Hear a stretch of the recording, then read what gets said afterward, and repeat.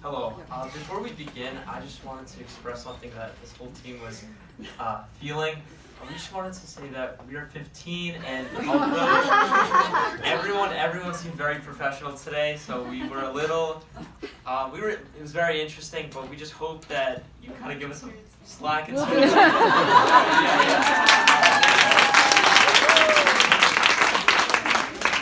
Good luck. Yeah, right. So our problem is that right now, when we're applying to colleges and stuff and thinking about all that, there's a lot of different steps, and it's all very crazy and hectic, and a lot of it gets lost in all of that because there's a lot of big categories. Like you have to get your transcript from your school, and you have to have your essay, and by making one token, it would consolidate that and put it all into one category. So it would simplify that whole process. For both the students, the teachers, the colleges, because everything is under one essential entity instead of all continuous flowing of papers. So our token is similar to a student ID in that it keeps track of a lot of their information, and including academic achievements and your transcript and your record and your extracurriculars. And but the blockchain technology would protect your information and keep all of that private.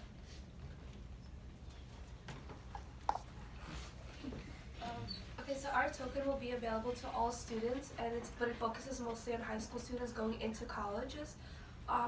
Personally in our school, we have 4,000 kids, and it gets really hectic with the guidance counselors, especially in that they don't have time to help everybody out, especially when there's so many juniors and seniors that need to get their college stuff in on a deadline. And so basically our token, what it does, it's once you purchase it, you get it, you get an app on your phone. And in the app you put in your information, like your name, your student ID, and like what school you currently attend to. And on that app you are able to upload anything that you feel the colleges should see. Like if any volunteer hours or any extracurricular activities that you do, or if you just did something cool that you want colleges to know about. And then you bring that token to your guidance counselor, and they upload your transcript and everything that's on that. Like suspensions, expulsions, all of that has to be on that too. And the only people that have access to this is the student, their parents or legal guardian, and the guidance counselors in the school that you are currently attending. After you graduate, the guidance counselors can't access your token. So I just wanted to express that the colleges, they can only view it, they can't access it. In order to, let's say, you just volunteered during the summer, you had an internship or you had a job, you would go to your college, school counselor in your high school, and they would access it and they'd write it down. So you and the college are only the ones that are viewing it. Elaborating on what they just said, the students would own the token, and so would the parents until they're 18, because we're all minors. And the school would be able to put the student's transcript and grades and all of that onto the token, and so that's one of the things that would be simplified. So that would make that whole process a lot easier. And college admissions could view it, and so say in the future possibly instead of you have to pay money to apply to a college. So say it's $150 for me to apply to NYU. If I say instead of giving you all of my resume and all of that, I could give you the token and say I get 15% off. So that is a possible idea. Okay, so some things that would be included in your token are obviously the grades that you've had over the years. We also wanted to include your SAT scores and some extracurriculars that you participate in. Maybe you are in sports or clubs. And it's also necessary to take volunteer hours when you apply. So we would also put in the volunteer hours that you had, the places that you volunteered at, and recommendation letters from your teachers. And we'd also have your college application essays. For different colleges, you have to write different essays, and there's just a lot of papers involved. So we would have them all in one place on one token. And your disciplinary reprimands, again, if you did something bad, you can't just be like, oh, I don't want it on there. Everything gets put on your token. your student identity, so your name, all the information about you, and your student balance account, which is like in our schools, you have money that we can buy like lunches at your school, so that would also be on it. So when you should purchase your token is we thought that you should be able to purchase your token the second you have your first year of school, so even in pre-K or kindergarten, because that is when it's at its cheapest, and over the years it costs more and more money, like $10 more. That way when you get it in kindergarten it's like $10, but if you get it the older you are, the more expensive it is. And the price of the token, so it is available once you begin school again, and the sooner you buy it, the cheaper it will be for you. Also with this idea, we use blockchain for it, and the purpose of blockchain is to keep your identity safe, to make sure nobody can access your token but you, and to make sure nobody can like take your student records and either sell them or use them for themselves or anything like that. Like as we said before, only people who can edit them, like add stuff or take off stuff, is guidance counselors or school personnel. You, your parents, and colleges can only view it. But of course, if there's something like an extracurricular activity that's there and you don't want it, of course you can like go and be like, can you please take this off? But like stuff like expulsion, suspensions, or like notes that your teachers feel like other future professors should know have to be on there. Also, it's like we wanted to kind of bring an example. Like this token would be similar to the physician registry, because until a few months ago, like there was no specific list as to all the licensed doctors in the state. Sorry, all the licensed doctors in like states. You would have to go through a lot of paperwork and a lot of files and kind of search through like a lot. And there is many students now, and instead of having like different files for everybody and everything scattered and taking a week to find something very important that you would need now, you could just go onto each student's personal identity token and access that information momentarily. Any questions? You guys did great, by the way. Yeah.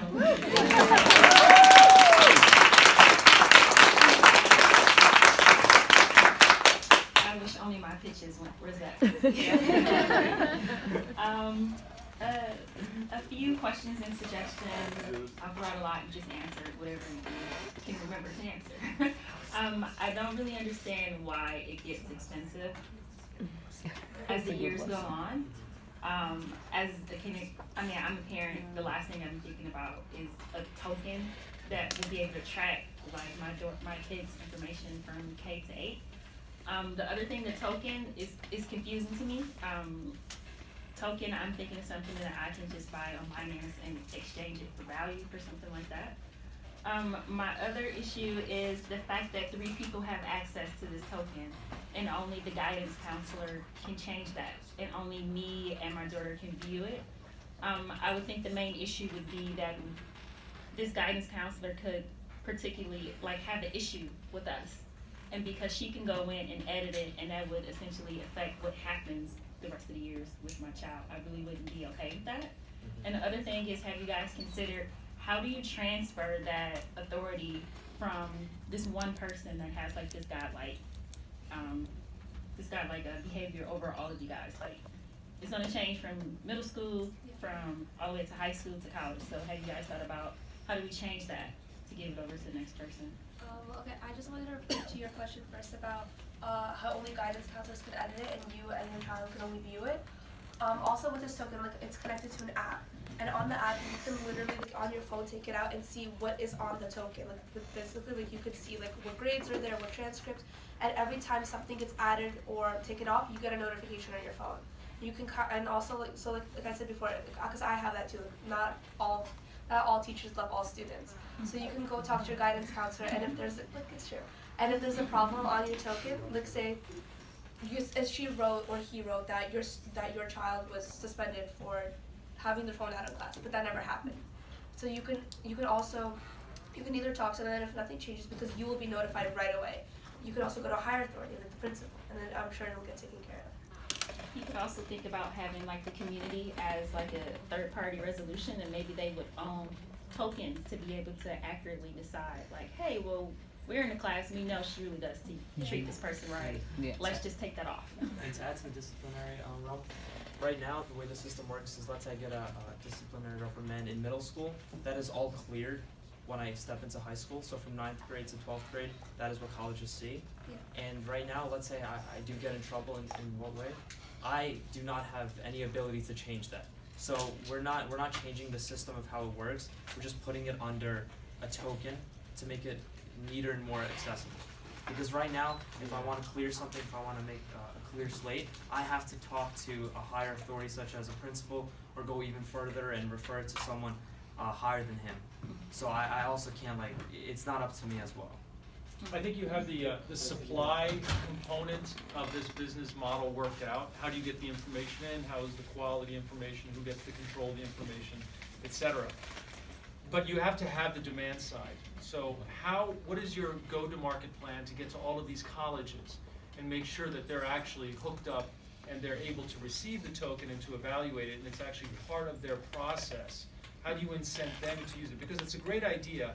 And the second part of this, which you should have in your business plan, is, and I'm sure you've thought about this, is as a student, as you're going into high school, you want to have an analytics available to the kids that tells them what are the characteristics that the type of school that you ultimately want to be joining, what do they look for? In other words, how do you structure your high school years, and how do you allocate your time to the activities that are going to give you the greatest chance to get into the type of college that you want to get into? And that now becomes really, really a great incentive for somebody to join this program, because it gives you insight into the various colleges, what they want you to be doing over the next 3 years. Maybe it's a little bit programmed, but nevertheless, you don't know whether or not what you're doing is right. Right? And you need to be able to focus on that, and this at least gives you some kind of guidance. It also leaves it open for biases, so just throwing that out there. I'm in those shoes right now. I'm currently a 10th grader, so I'm going through that hectic process of figuring out my credentials for colleges. And what we were thinking is that under a token, there would be lists of everything that you need. So let's say you need 3 recommendation letters. There'd be 3 spots for that, or like a certain SAT score, and it'd all be listed. For parents right now, the least thing that they need to worry about is, in order for the child to get a great education, because they have work and all family-related issues. So if you can like break down of all the credentials that you need, that really helps students, because I'm sure a lot of students, especially in public schools that are such big as 4,000 kids, they don't have that attention necessary to comply with all those. But my point is, if you're trying to get into Yale, right, what does Yale really value in an individual? Is it having spent your junior year abroad? Is it having done some, charity work in Africa? Those are if you could have some evidence that is indicated what type of person, or what are the characteristics of the person that they admitted, and then structure your high school career around that or similar to that, I think that would give you a leg up relative to your competition. And so you could actually use the commercial where the little kid gets on the train. 2 kids get on, one with an Atari, one without an Atari, back in the early days. This is before you were born. But one of the kids comes back on the train because he didn't have a computer or an Atari, whatever the heck it was, because he didn't have the necessary knowledge or the tools to be able to survive in school. So what this gives you is insight into how to structure your life to give you the best chance to get admitted to a school. Because grades aren't everything. Because when you get to Princeton and Harvard, they're all 4.0s. Then it's all of the extracurricular stuff. And maybe you can get in if you have a lower grade, but you have some really unique aspect as to what you did in high school that gives you a leg up relative to a grade. So I think that's where you really sell this to. One other thing though, as far as incentives though, real quick, how do you incentivize or get the high school guidance counselors to do this? So right now in high school, I'm sure you guys know, right, teachers, elementary school, guidance counselors, they have a full plate, right? They have to buy pencils and they're asking parents to supply these things. So getting them to spend the extra time to do these verifications, to do this for the students, obviously that they want to do that. How do you get them to do that? Oh no. Oh, so. Yeah, for sure. Sorry. I kind of want to say that 100%. Like personally, in our school, how it goes for us, we have one guidance counselor based on like a program. And she has a lot of students, like our guidance counselor, she has a lot of students. And she doesn't have time to sit with everybody, like 9th, 10th, 11th, and 12th graders and help everybody all at once because like for juniors especially at like college and like by the end of the year, like they need to submit everything they need for college like right away, they have a deadline. And what these tokens kind of would do, instead of her sitting there and filing all the paperwork, getting all the recommendation letters, checking them, like seeing how it's all like it works, it's all good, and that you're not missing something specific. Once it's uploaded on the token, she could just like sit with the student in a meeting and just open the token on her laptop and just be like, okay, so you have this, this, and that. But you don't have like a recommendation letter from like this teacher, and you need to get that right now. And then the student comes back and she uploads it momentarily. So first, I'd just like to say that this was a great presentation, and you guys actually are solving a problem that is already being solved, and so props to you because you brought up most of the things that the team that is actually working on this is already working through. So I think, first of all, that team's in New York, so if any of you are really interested in this, I'm happy to make that introduction for that. And you brought up some really interesting stuff, like you were talking a lot about Ivy League schools, but really a big problem is, students who don't have access to a lot of funds. They don't understand the system, they were never taught the system, and don't know how to play the game. And how do those people access not just education and being able to apply, but also the grants that are part of the system.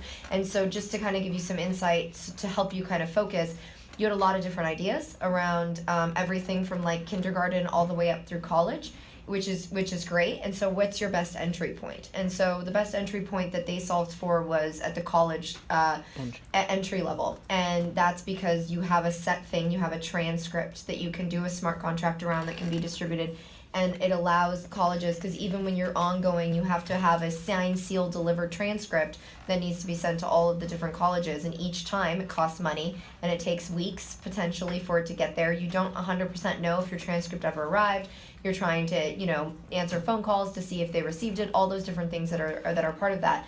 So that's a really nice entry point because it's something that everyone has and something that everybody can deliver. And then in terms of incentivization, what they solved for was finding the grant program. So something like 60 or 80% of grants go unused every year. And most of it's because people don't even understand how to apply or do that. And so similar to what is it, the open college application or whatever's been put in place, they're using that to incentivize so that you can apply for grants and also apply for colleges in the same swoop and only need to pay for one transcript to do that. And then schools get the incentivization of not having to have the admin that transfers for all that out. So you even had talked about some models in terms of the percentages that could be a discount for multiple transcripts. I think you guys are on the right track there. That's actually a really smart way to start thinking about it. I think it'd be good for you guys to start researching into non-fungible tokens because that gives each person a unique identity that they can then track along with them beyond that. I also think that you should be talking to women in because it's a great entry point. You're talking about what's that entry point to get people to start tracking their employment or tracking their college. This is exactly that point. And so I'm almost think of like looking forward as opposed to looking back through pre-K, which, it's hard because the school systems, there's a lot of bias built in. There's a lot of economic bias. There's a lot of these things.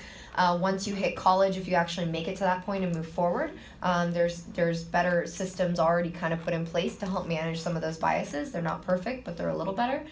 So yeah, you guys are on really the right track. I would say look at some of the tokens, look into what type of platform you guys would actually be building to automate this process. Because I don't think you need to have your guidance counselor even sit down with people in this process. You can have a platform that they can securely log in on and do all of it there. And the recommendations can be uploaded by the teachers through their tokens to be able to validate their identities on that side. I feel like that's all I had to say. I find this one very, very exciting though, so happy to talk to any of you after. You said something very interesting, and you talked about grants. Yeah. Now, that's a very, very good point because there are thousands of grants that are unused. That's very accurate. There might be, and you got to branch this. You already have the core. There's so many different ways you can take this, and just even if it's a suggestion, one of the branches could be a smart contract to a central clearinghouse, and there is a guy who actually did this. He documented, he actually appeared on Shark Tank, if you ever heard of Shark Tank.